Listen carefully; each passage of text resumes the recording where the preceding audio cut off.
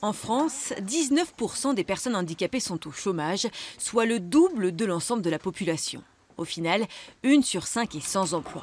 Pourtant, une entreprise de plus de 20 salariés doit employer au minimum 6% de travailleurs handicapés. C'est la loi qui le dit.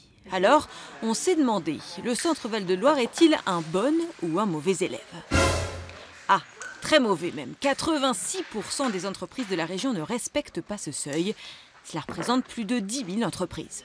En cas de manquement, elles doivent payer une amende à l'AGEFIP, entre 4 000 et 15 000 euros par personne handicapée non employée. Ça fait pourtant réfléchir. À part ça, quand les entreprises respectent la loi, ce n'est pas toujours pour créer des emplois en interne. Certaines sous-traitent plusieurs de leurs activités auprès d'établissements de secteurs protégés et adaptés. Cela ne substitue pas à l'embauche, mais permet de réduire de moitié leur contribution à l'AGEFIP. C'est justement à la sous-traitance que l'on s'intéresse aujourd'hui. Il existe 2 types de structures. Les ESAT, les établissements et services d'aide par le travail, qui sont 81 dans la région, et les EA, les entreprises adaptées, qui, elles, sont 41 en centre Val-de-Loire. Mais ça, on y reviendra. Les ESAT sont des établissements médico-sociaux qui forment le secteur protégé. Ils permettent à des personnes lourdement handicapées d'exercer une activité professionnelle avec des conditions de travail aménagées, tout en étant accompagnés par des éducateurs spécialisés. Le salaire varie entre 55 et 110% du SMIC. Exemple à Chartres avec Julie Postolec et Didier Lepape. Couleur d'un côté, blanc de l'autre. En tout, ils vont trier cette année 200 tonnes de papier et le vendre à un papetier pour qu'il soit recyclé. On est content. Ça marche bien et ouais, ça marche très bien. Mais ça diverse le travail. En plus de trier, les salariés collectent eux-mêmes le papier usagé dans 70 entreprises du département. C'est uniquement les personnes handicapées qui vont intervenir dans l'entreprise.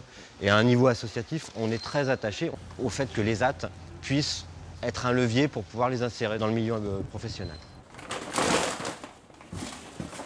En plus de l'enjeu environnemental, c'est l'inclusion de personnes handicapées qui a poussé cette entreprise à choisir les ESAT comme sous-traitants. On cherche surtout à démystifier donc, le handicap dans l'entreprise, parce que les premiers retours, quand on a commencé à mettre des prestations, oui, mais un handicapé, ça ne va pas être possible, il va être en fauteuil roulant. Mais là, on le voit, hein, en tant que sous-traitant, ça se passe très bien.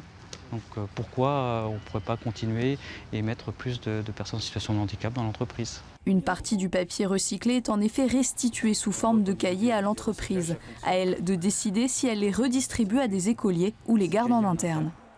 Pour la sous-traitance, il y a donc les ESAT, vous venez de le voir, mais également les entreprises adaptées, je vous le disais, qui, elles, appartiennent au secteur marchand. Nous sommes au sein d'une entreprise adaptée, l'EDAC. Avec nous, la directrice Céline Bessonnier. Madame Bessonnier, bonjour. Bonjour. Quelle est la vocation principale d'une entreprise adaptée? C'est d'accueillir des personnes en situation de handicap.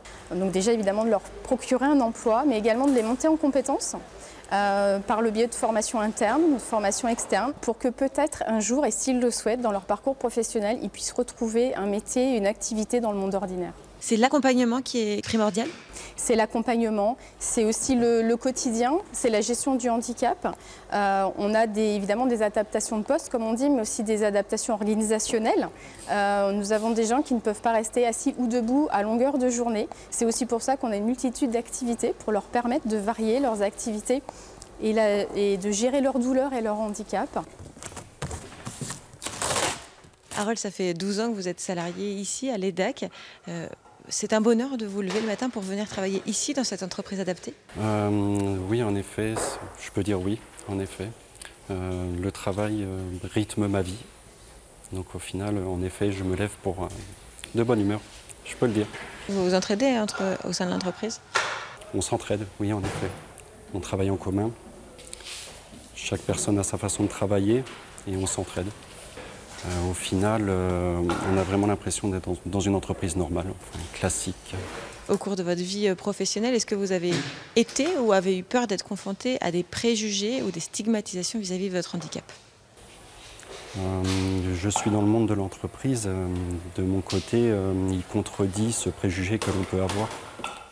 Pour conclure, sachez que 43% des femmes en situation de handicap déclarent avoir été victimes de propos ou comportements stigmatisants sur leur lieu de travail, d'après une étude publiée la semaine dernière.